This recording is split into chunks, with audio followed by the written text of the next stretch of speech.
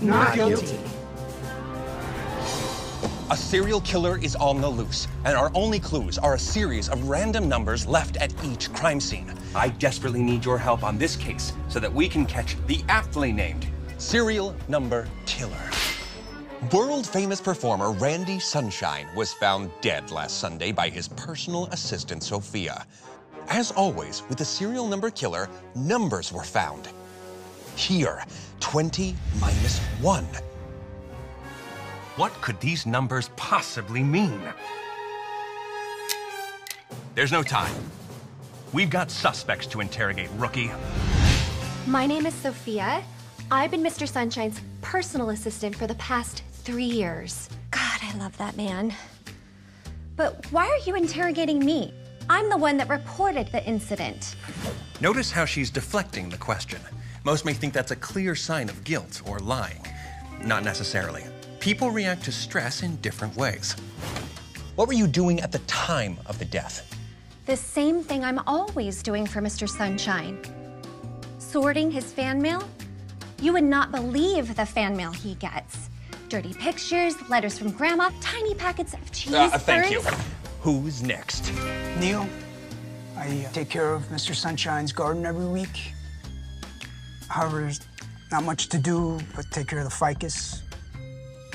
Heck, I don't know why he planted a ficus in the garden. I didn't even know he had an Emmy. I don't know how I could have killed him with it. He's talking way too much, but that can be good, because sometimes they'll give out important details. Ficus needs so much love, you can't imagine. If the water's not precisely the right temperature, it's just... And you're still talking about the ficus. Let's move on to... preparing the breakfast. That's what I was doing during the time of the murder. Yeah, it's an ever-changing menu. It changes every day. And then they're gonna text me the night before at midnight, changing it up as freaking as usual. Gordon, was it? Yeah, that's my name. So, Gordon, what was for breakfast? It was the mimosas and a shrimp cocktail. Except it wasn't a shrimp cocktail. It's more like the shrimp, you gotta grind it up and you mix it into the alcohol. So it's more like a shrimp-flavored cocktail. And this was for breakfast? Yeah, Mr. Sunshine doesn't get the name Mr. Sunshine for no reason. You know what I mean? Interesting. We may have to have a look at the toxicology report. Speaking of toxicology, the last syllable is G, and that rhymes with knee, and that's the last syllable in... Whitney. My name is Whitney. I made an oath to protect Mr. Sunshine at all costs. And you think I killed him? What is your occupation? Bodyguard. I've been protecting Mr. Sunshine for the past 10 years. What were you doing at the time of death, other than failing to protect your client?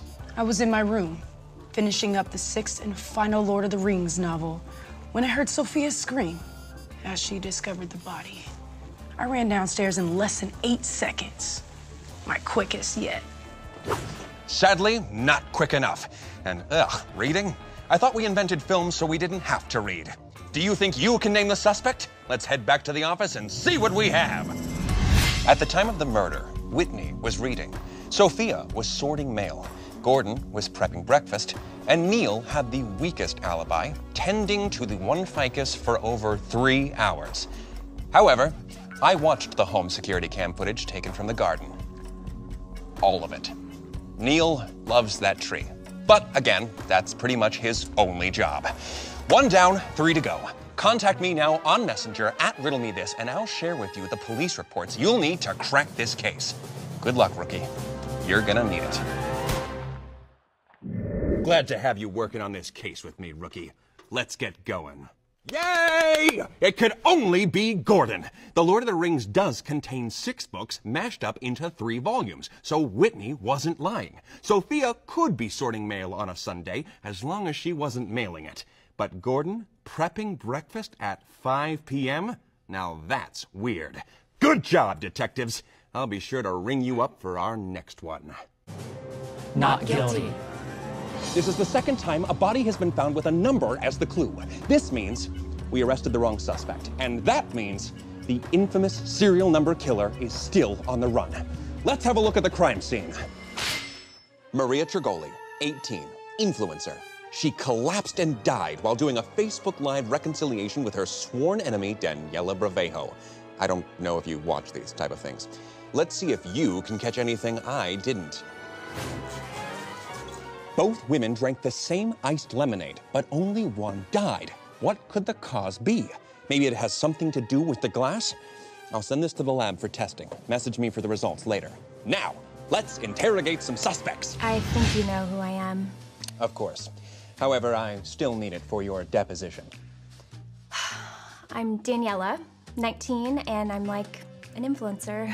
You and Maria were not friends. In fact, it was pretty well known that she was your sworn enemy. It's just a story about a boy. Nothing important. It seems strange that you both drank the lemonade, but she's the only one dead. Perhaps you poisoned hers? Pay close attention to her reaction. If she plays the victim, she's likely guilty. Just because she slept with my boyfriend doesn't mean I killed her. How dare you insinuate that? We were reconciling. You know, the assumption is suspects lie. And they will. But we can lie too. So, Johan, this is not looking good for you. Your fingerprints were all over the crime scene. I know. I kept giving Maria some touch-ups. She kept getting whiter and whiter. I realize now she was just slowly dying. Are you telling me that you didn't touch the lemonade? I swear, but I might have something to help you. I like shooting behind the scenes, so I left my camera recording on the table. Maybe there's a clue. Jackpot! Why didn't you come forward with this from the start? Are you hiding something? No, I swear. Oh my God, will I survive this? People can survive anything these days. You know their feud about the boy? It was all fake. Drove a boatload of views, though. They do not call me the queen of PR for nothing. I'm Barbara, by the way. I suspected it was a sham. But do not think this is good business for us. Daniela had just landed a partnership with an ice maker company who was going to fund our next quarter worth of live videos. Did you happen to drink the lemonade on the day of the live video?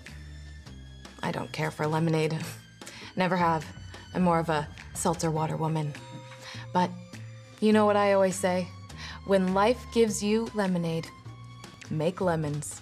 So life is like, what the? Frank, was it? And you're Maria's manager, correct?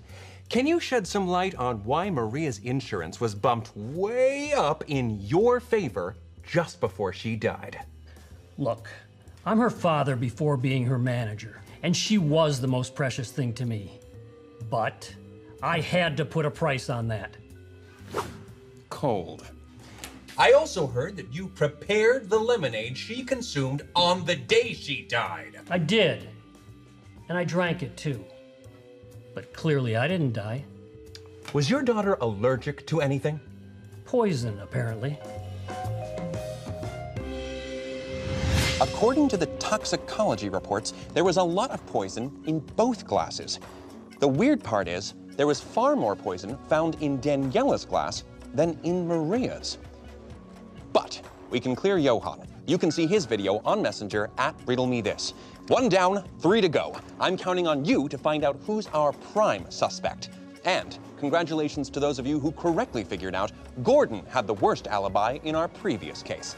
As highlighted by the police reports, the time of death was around 5 p.m., and he said he was prepping breakfast. Clearly a rookie mistake. The poison was in the ice cubes. Good for you. Don't try that at home, or anywhere else for that matter. And who made the ice cubes? Daniela. Of frickin' course. Unless someone tampered with the water she used to make the ice cubes, it has to be her. So I guess Gordon wasn't our serial killer. Yeah, hopefully Daniela is the real deal. Certainly not me. This is the 3rd time a body has been found with a number next to the crime scene. This can only be the work of the serial number killer, which means we nabbed the wrong person last time. We need to push our investigation a tad further. Do you sense something between us? Just me? No? Okay, never mind. Richard DeVries flew in just 3 days ago and was enjoying a well-deserved vacation on board his favorite of his 10 yachts when he appeared to have slipped over the railing to his demise. Normally we think this is just a stupid accident, but again, telltale numbers were found on a life buoy next to the body. We all know that means the elusive serial number killer is at it again. Let's see what our suspects have to say. Name, and what were you doing at the time of the murder? Murder? I thought this was an accident. I'm not here to answer questions, you are! That was a good line, don't you think? I'm Doug, I'm 24, and I've been a waiter for the DeBras family for over 3 years. At the time of the murder, I was mixing drinks at the bar for Mrs. DeBras. Plus, why would I do it? I'm out of a job now. If there's one thing I've learned, Doug, it's that murder never makes sense. Gosh, I am on fire today. Where's the fire, young man? I don't have time for your shenanigans. I'm going to need you to state your name and occupation. Also, what were you doing at the time of death? Betsy, billionaires. But you already know this, of course. I was sipping a vodka martini, stirred, of course, in my bedroom, when my stupid husband tried a double axel into the open sea. Aren't you inheriting everything from your husband? And he was only a millionaire. I mean, God, he didn't even fly first class. His money is not going to change my life. Forgive me for being blunt, but did you love your husband? Young man, why would love have anything to do with marriage? She seems stone cold, but that can hide a heart of gold. I have the best lawyers money can buy. They love a great case of malicious prosecution. This'll be fun. But sometimes they really are stone cold. Beaches! I spent the day strolling the beaches and watching the waves break on the shore. But surely, Alyssa, as the yacht's main lifeguard, you should have been looking out for accidents. Well, yes, but I only get a half day off per week, and I wanted to stretch my legs. These people didn't get rich by giving whole weekends off to their employees, you know. Sad part is, there are witnesses confirming this. Can't these cases be easy for once? So you didn't tamper with the life buoy? Never. I wouldn't joke about saving lives. It's just a joke. I demand to be released immediately. At least state your name and occupation for our records. Ryan, captain of the Secret, with an A. Oh, cute. Have you noticed his hands? So, do you remember what you were doing at the time of death? No comment. Did you happen to notice someone tampering with the life buoy or the railing? I don't think so. Can you think of anybody who could have done it? I'm not going to talk without a lawyer in the room. That's okay. We've got everything we need. You know Alyssa is off the hook, but do you think we can count on Ryan? Let's talk on Messenger at Riddle Me This. I think we'll learn much, much more. Oh, by the way, I was impressed by how many people guessed in the last episode the poison was in the ice cubes. Daniela drank the lemonade so fast they didn't have time to melt, which made her the prime suspect. Let's keep at it, rookie. We still have a killer to catch. I didn't know you knew Morse code. Good for you. And who would have known rich people would be so close to their money? Well, actually, no, that does make sense. But you have to admit it does seem fishy. Betsy only paid for a one-way ticket for her husband. Too bad this means we didn't catch the real serial number killer in our last case. Ah, well, you can't win them all. Blood. More numbers. Another ice-cold murder has happened. Who could be the killer? Not me. A mysterious number has been found etched next to the body. There's no doubt the serial number killer is still out there. And with our investigation, I'm sure the killer has noticed we're closing in. Let's find out who it is before they find us. Tessa, a young skating coach in her 30s, has been found dead on the ice, and I don't think that was part of her skating routine. The janitor found this murder weapon lodged in her chest. Brain freeze. But our janitor did more than just find it. She also tried to clean the scene before anyone arrived, which is very suspicious. Isn't it, Margot? I get paid to clean, so I clean. Well, yes, but Didn't you think that cleaning a dead body and leaving your fingerprints all over the crime scene would look bad? Maybe, but I didn't kill her. Did you check the security footage? I was cleaning lockers all morning. That doesn't mean you're not an accomplice or paid to clean away the evidence. Oh, I hadn't thought of that. Well, maybe next time she'll try to think a little more. More. She was always trying to do more, and I always had to tell her, stop trying to impress others. But you should always try to impress yourself. I guess. But it wasn't exactly a triple axel that got her killed. You never know. I've heard some stories about people getting some weird injuries while performing on the ice. Have you heard of an ice skate being lodged in one's chest? Oh my God. Is that how she died? Indeed. Plus, it was your ice skate. How do you know it was mine? It had the name Chris K written on it. The most rock solid of evidence. Do you know any other Chris K's around here? No. I am the only. Chris? He'd never do such a thing. I'm Alexa, his partner on ice, and I can tell you, he's gentle as an ice lamb. Ice lamb? Let's just say he's not the brightest pickle in the jar, but he's really nice. What about you? I'm not as nice, but I couldn't kill anyone. And have you seen those markings on the ice? I wouldn't even know where to begin to make those. I mean, I've only been in the ice skating world for a couple of months. I have been here now for a couple hours. What is this about? You weren't there when the murder happened, is that correct? Yes! The police called me at my other job, where I teach ice skating to at-risk youths on the other rink. For the record, state your name and your relation to the victim. My name is Scott, and Tessa was my wife. Do you remember what happened when you arrived at the ice rink? I immediately asked to see the body, and I wanted to inspect that ice skate. It was all very fishy to me, but they wouldn't let me see anything, and they arrested me right on the spot. Don't you think I've suffered enough? I'm afraid only my friend here can save you now. This one sounds chilling. I think Alexa is the only one that doesn't raise suspicion. I have serious doubts about the other three. Let's talk on Messenger at Riddle Me This, and I'll share with you Scott's phone call with the police. It might explain why he was detained. By the way, good work on our previous case. Checking Betsy's bank reports. She had booked a round trip for herself, but only a one-way for her husband. Rich people can be so petty when it comes to money. Orange. Every time. Orange.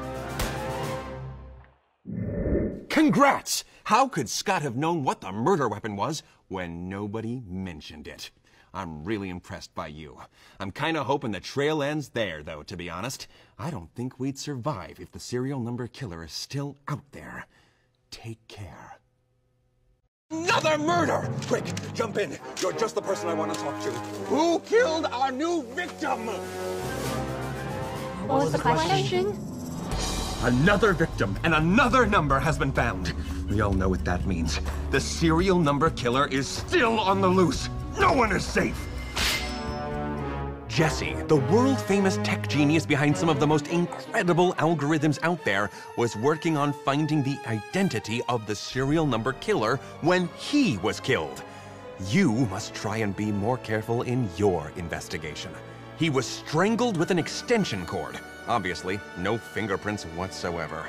And here is the infamous calling card of the serial number killer. People are so unimaginative these days, wouldn't you agree? Personally, I'd have shocked him, but strangulation is interesting too. Eduardo, right? What were you doing at Jesse's mansion at 9 a.m.? He invited me. I thought you two were sworn enemies. I'll admit we had some rather public falling outs a couple years back.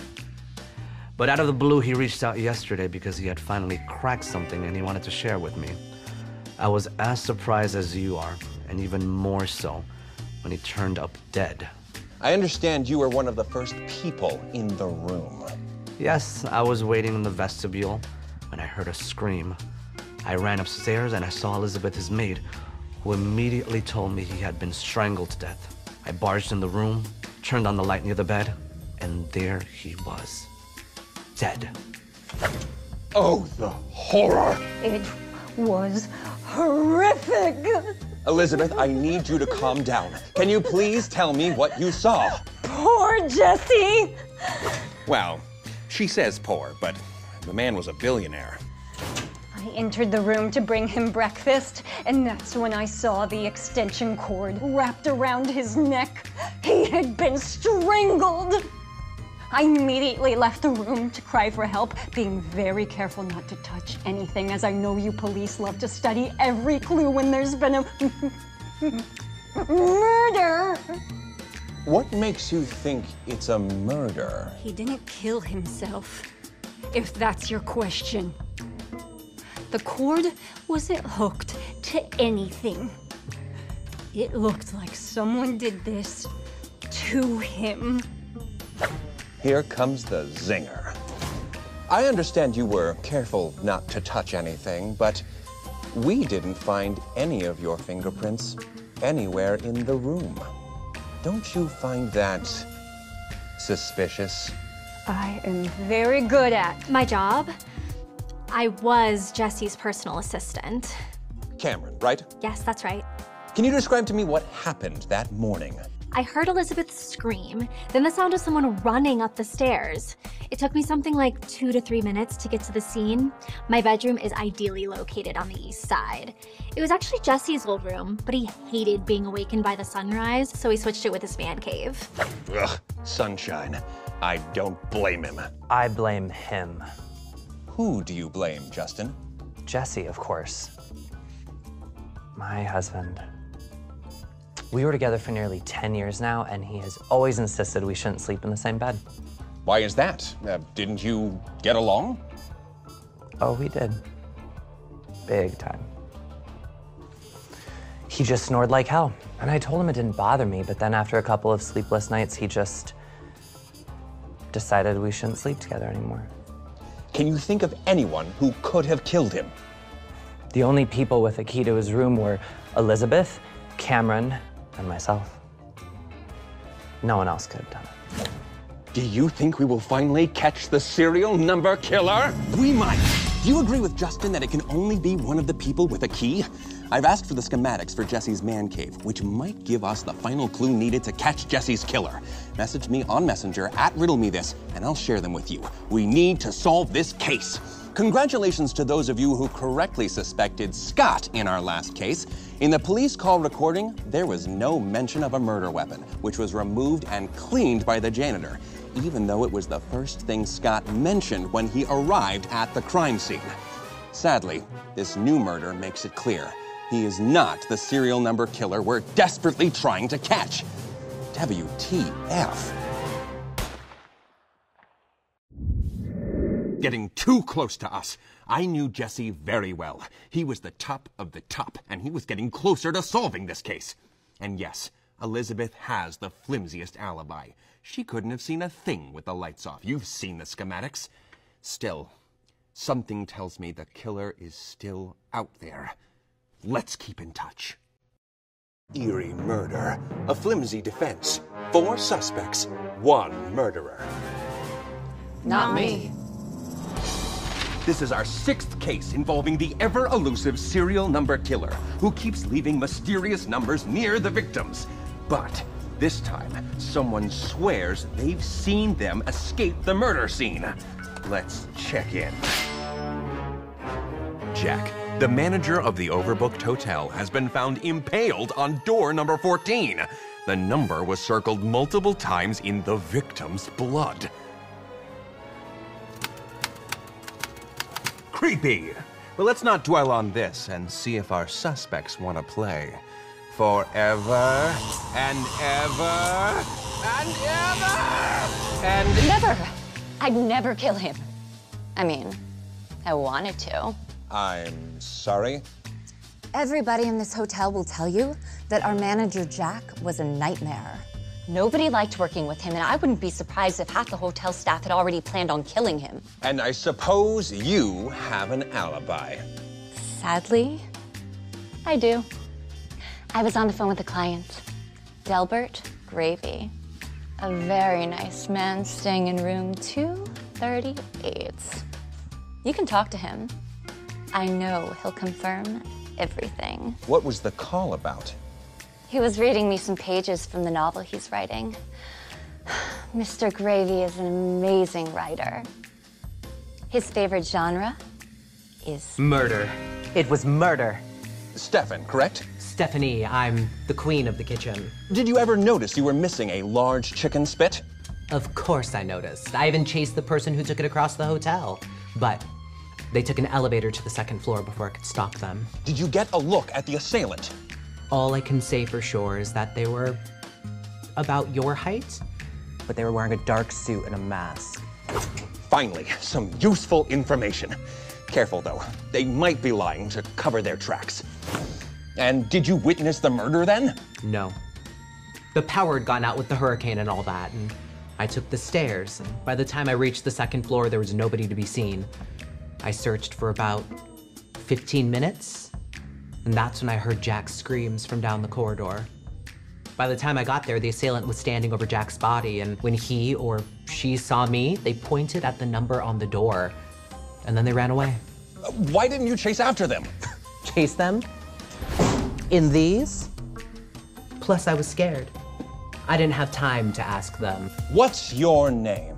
Diane. Can you tell me what happened, Diane? Well, I can't tell you much. I was stuck in the elevator for 20 minutes. I mean, I heard Jack scream, but that's just about it. Can you tell me why we found a katana in your cart? Oh.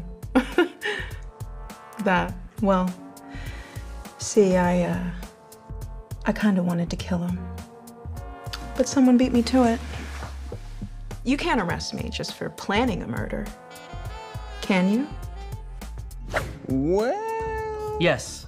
My name is Danny. I'm on the Yelp Elite Squad. And I was a guest at the Overbooked Hotel, which will be receiving a 1-star review as soon as we're done here. On what grounds? Well, to start with, there was a dead man impaled on my hotel room door, which I think is fair to say that the room service was a bit below average. So you didn't see nor hear anything? How could I see anything? It was dark. Once the power came back on, I called the front desk, where Wendy, I believe it was, told me it was okay to leave the room. This one is way too simple. Do you know who did it? I do. Diane! Diane is definitely not the culprit. Even though she was planning on killing him, she has a solid alibi. Stuck in an elevator for 20 minutes. Let me see how smart you are. Tell me who you think did it on Messenger at @RiddleMeThis. Also, I would like to congratulate those of you who correctly guessed in our last case that Elizabeth couldn't have seen the body and certainly not the extension cord wrapped around Jesse's neck.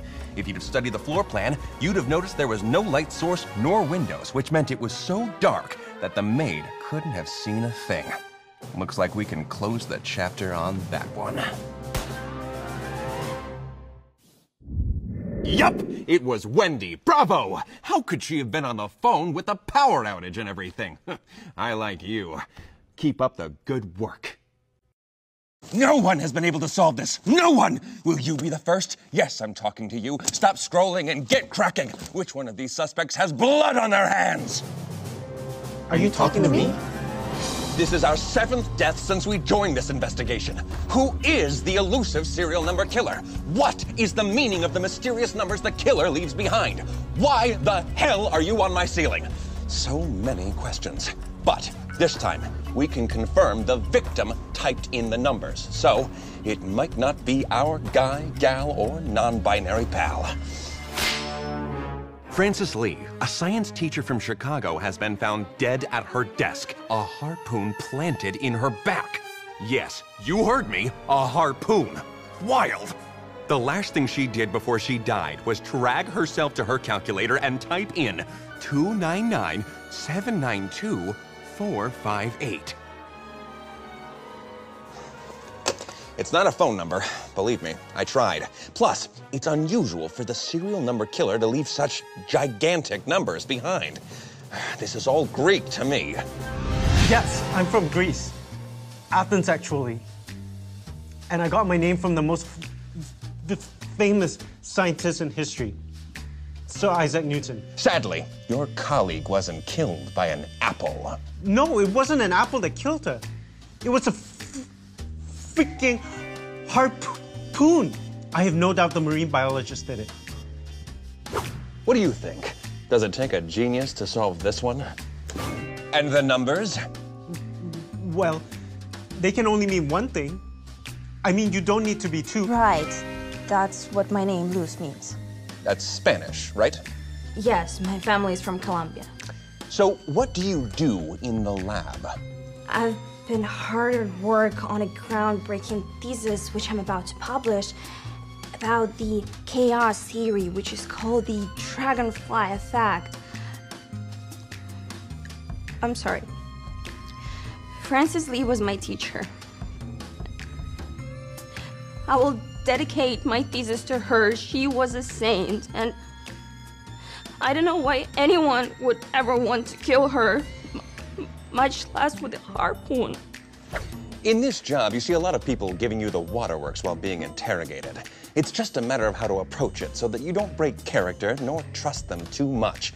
Always be subtle. Don't be afraid to be tough, hard, show some grit. I'm so sorry for your loss. Would you like some coffee or some tissues? Yes, of course. It's spelled S-H-E-R-W-Y-N. Sherwin. It means quick as the wind. Do you run a lot? Don't get me wrong, I do go to the gym, but I'm trying to get my PhD in mathematics, so as you can imagine, I don't have a lot of free time. Ugh, math. That's the real crime here. So, the victim, Frances, your teacher? She did tutor me for a while, but she had her own interest with the chaos theory. In particular, the infamous butterfly effect. The what now? It's the butterfly effect. A butterfly flaps its wings in China. A few months later, there's a hurricane in Alabama, or Florida rather, depending if you have a Sharpie with you. And it's all connected somehow. Does it have anything to do with the dragonfly effect? That's Luz's theory. She's dead set on proving her thoughts on it. Let's hope dead isn't the operative word. I'm dead! Okay, calm down. First, tell me your name and occupation for the audience. The audience? Well, never mind that. My name is River. I am a marine biologist. I was testing samples of a new kind of algae when I heard Frances Lee scream. So why are you saying you're dead? Not literally, not yet at least. Wait, is there a death penalty in this state? It was my harpoon gun that was used to kill her. I'm sure my fingerprints can be found all over it. So you're saying you didn't do it? I'm a gentle soul. I can't even kill a fish with a harpoon gun. I apologize to the algae that I test. Are you going to arrest me? Don't worry. I think we have other fish to fry. Badum. It's obvious someone was trying to frame River, but who could it be? Think you know? Or you want extra information? Let's chat on Messenger at Riddle Me This, and I think I can help out. And we could also speak with Luz again about her dragonfly theory. But first, for those of you who solved our latest case, congratulations. How could Wendy speak with a client over the phone during the power outage caused by the storm? Well, turns out they were using cell phones. We forgot to check that. But she could be the serial number killer. In any case, I hope this doesn't distract us from catching the slippery slaughterer we've been tracking for over 6 victims. Class dismissed. This one was definitely not our serial killer, so maybe the last person we arrested was indeed the murderer we've been tracking all along. Good job finding out the victim entered the speed of light into the calculator, leading us straight to Luz and her weird dragonfly theory. Let's hope this was our last case together, rookie. You have been killed! You were getting too close to the serial number killer's trail, and now here you are, on this slab. Though if you can hear me, wherever you are, we still need you to figure out how you died and who murdered you. So buckle up. It's not over yet. Iced tea? Don't worry, I checked the ice. I am ever so sorry. You caught the right killer in our last case. I guess the serial number killer thought you were getting too close to catching them. But don't lose hope just yet. I'm sure we'll solve your case. I'm thinking our suspect is one of the people you wrongfully arrested throughout our investigation. Remember, there were 6 unsolved murders. I brought each of them back in to face you. Hopefully, one of them will spit it out. The autopsy showed you died of suffocation, and this was found near your body.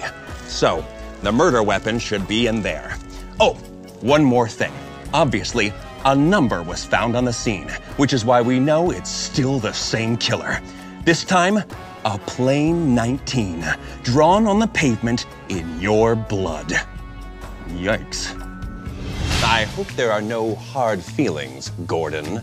Well, obviously I was a little mad that I got arrested, but how were they supposed to know Mr. Sunshine likes to get his breakfast on Japanese time? Which is why I was in the kitchen in the afternoon. Yeah, that was kind of weird. But Gordon, what were you doing at the time of the death of my partner? Preparing the dinner.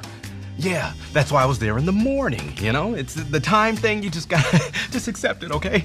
So glad to see you again, Daniela. Definitely not glad to see you. How could you think I killed Maria?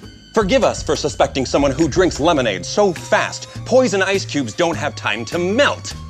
I didn't know it was a crime to be thirsty. Thank goodness you were thirsty. Whatever. I should be thanking you two, actually, because my numbers have been through the roof with people thinking I was a serial killer. I've been making live videos non-stop, including when your partner was murdered. So this is how poor people die? The same as any of us die, Betsy. Just like your dead husband, who you only booked a one-way ticket for on your vacation. It's true. My late husband was prone to literal flights of fancy, gallivanting from one locale to the next, and I was done with the rigmarole. I knew I was coming home after vacationing. I left the rest of his flights up to him. Frugal. In any case, I couldn't have killed your partner. And why is that? It was my wedding this morning. My 6th husband. Mazel tov. I've had about enough of this. Scott, I totally understand how you must feel. Oh, you two have been wrongfully accused of murdering your wife because you insisted on seeing her body when the police called? Ha! To be fair, you failed to tell us that moments before you arrived at the scene, you were approached by Margot, who guiltily explained what she had done with the ice skate. And like I said, the whole thing was fishy. I didn't know who I could trust. Why didn't Margot tell you that she had spoken with me? I guess she hadn't thought of that either. In any case, I've been hard at work writing a memoir on this whole experience. Love on Thin Ice. It's bound to be a bestseller. I was meeting with my publishers when this happened. I think you got what you deserved. I beg your pardon, Elizabeth? No, I mean you, not your partner. You botched this investigation, accusing people who did nothing wrong, and now your partner's been strangled. Suffocated. Is there really a difference? You thought I couldn't see poor Jesse's body or the murder weapon, but you forgot. The computer screens. That harsh LCD light is all it took for these trained eyes. That does shed some light on the situation. Since that day, I've been training to become a police officer myself. You can call the precinct downtown. That's where I was this morning, when your poor friend lost their life. I will not stop until the serial number killer is behind bars. This town is dirty with crime, and I'm gonna clean it up. I wish you luck. Wendy, could you tell me what happened this morning? Remember Delbert, the writer I was talking with when Jack got impaled on the chicken spit? We were celebrating my release. I'm glad to hear that. Well, I would have been gladder not being wrongfully accused by your colleague. Still, I could have never predicted this ending. Sometimes, Wendy, life truly is stranger than fiction. You two are the worst detectives I've ever met. Where did you learn to solve crime? On Facebook or something? So this is it. This is your final chance to solve this puzzle and find out who carried out all these crimes. If you can, contact me one last time on Messenger at Riddle Me This, and I'll share with you anything that's relevant to crack this case. If it's any small consolation, your last case was a success. Luz did kill Francis Lee over their theories contradicting each other. Good job on your brilliant deduction, figuring out the numbers typed out on the calculator by Francis Lee equaled the speed of light, and light in Spanish is luz. I'm hoping you'll be as bright in solving your own murder.